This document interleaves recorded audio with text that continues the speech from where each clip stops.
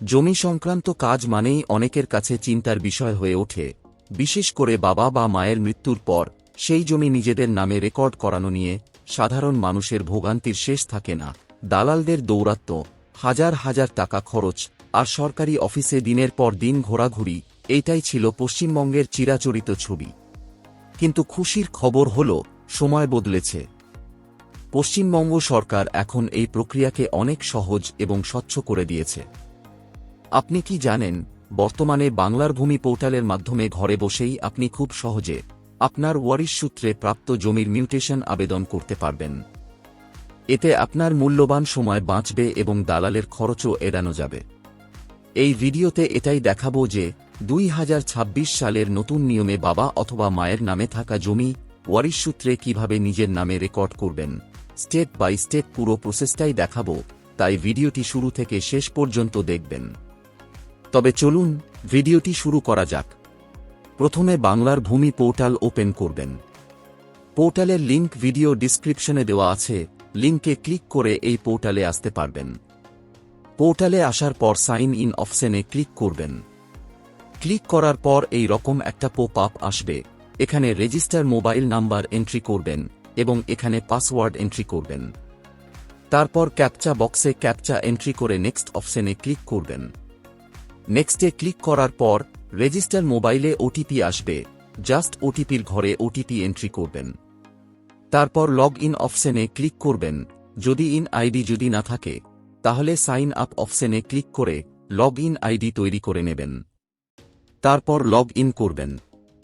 পোর্টালে log in করার পর সিটিজেন সার্ভিস অপশনে ক্লিক করবেন। তারপর অনলাইন অ্যাপ্লিকেশন অপশনে ক্লিক করে ওয়ারিশ অ্যাপ্লিকেশন অপশনে ক্লিক করবেন। ক্লিক করার পর ওয়ারিশ অ্যাপ্লিকেশন ফর্মও ওপেন হয়ে যাবে এবং এই রকম ইন্টারফেস শো হবে। এখানে কোড ওয়াইস বা নেম ওয়াইস সিলেক্ট করবেন। তারপর এখানে জেলার নাম সিলেক্ট করবেন। জেলার নাম সিলেক্ট করার পর এখানে ব্লকের নাম সিলেক্ট করবেন। তারপর এখানে মৌজার নাম সিলেক্ট করবেন।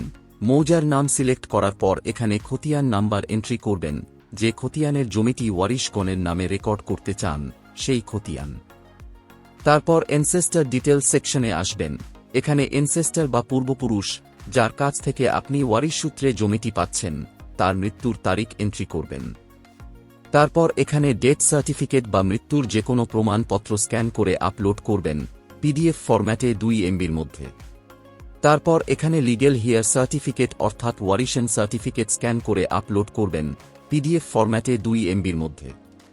তারপর নাম্বার অফ ওয়ারিশ অপশনে মোট কত জন ওয়ারিশ তা এখানে এন্ট্রি করবেন। নাম্বার অফ ওয়ারিশ এন্ট্রি করার পর এখানে লিগ্যাল হিয়ার সার্টিফিকেট কার দ্বারা issue, first class judicial magistrate, না লোকাল পঞ্চায়েত প্রধান, না মিউনিসিপ্যালিটি চেয়ারম্যানের দ্বারা, তা সিলেক্ট করবেন। তারপর সাকসেস সো ডিটেলস সেকশনে আসবেন। এখানে সিরিয়াল নাম্বার আসবে নাম্বার অফ ওয়ারিশ অনুযায়ী।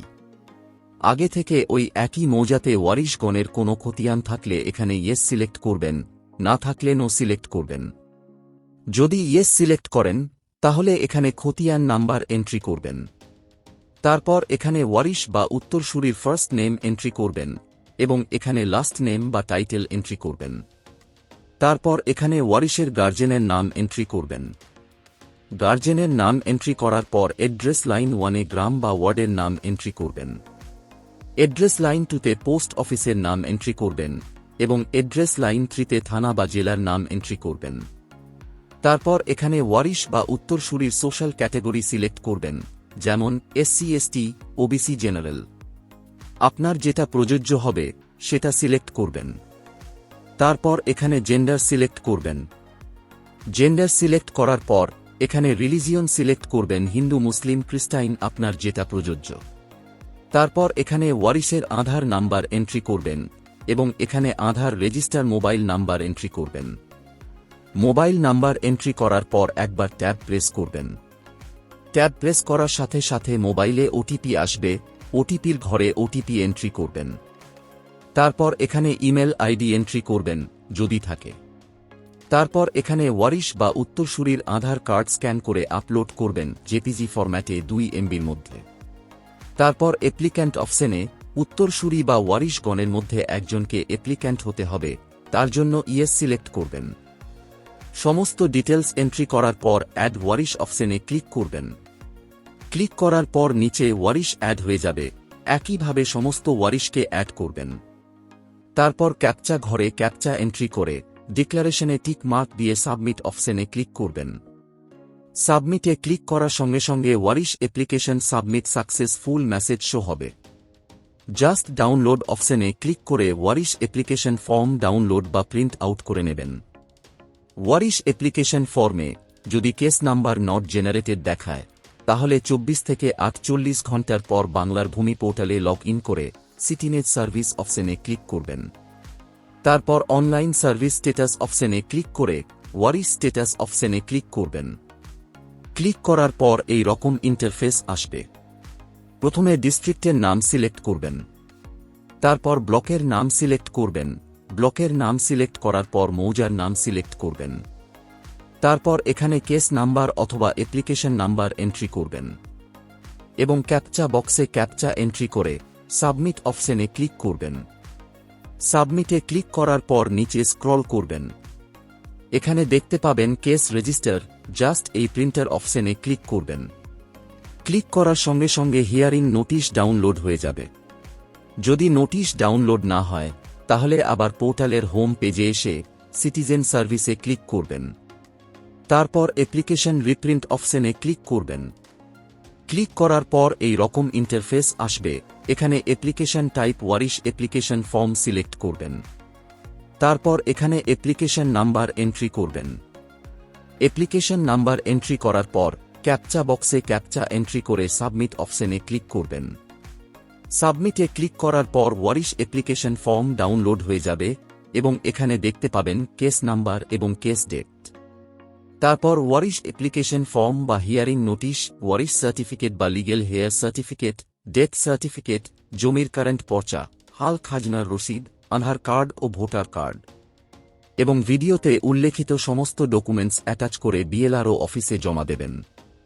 সমস্ত ডকুমেন্টস জমা দেওয়ার পর বা কেস নাম্বার জেনারেট হবার পর এই রকম একটা মোবাইলে মেসেজ আসবে। মেসেজে নির্দিষ্ট তারিখ উল্লেখ থাকবে। ওই তারিখে ফিল্ড ইনকোয়ারি হবে, অর্থাৎ ওই তারিখে আপনাকে উপস্থিত থাকতে হবে। আশা করি এই ভিডিওটির মাধ্যমে আপনাদের বাবা বা মায়ের নামে থাকা জমি নিজের নামে রেকর্ড করার পদ্ধতি বা ওয়ারিশ সূত্রে মিউটেশন অনলাইন আবেদন পদ্ধতি স্টেপ বাই স্টেপ বোঝাতে পেরেছি। যদি আপনারা আরও কিছু জানতে চান বা কোনো প্রশ্ন থাকে, তাহলে নিচে কমেন্ট বক্সে কমেন্ট করতে ভুলবেন না। ভিডিওটি যদি ভালো লেগে থাকে তাহলে লাইক, শেয়ার এবং চ্যানেলকে সাবস্ক্রাইব করতে ভুলবেন না। এই ভিডিওটি এতক্ষণ দেখার জন্য আপনাকে অসংখ্য ধন্যবাদ।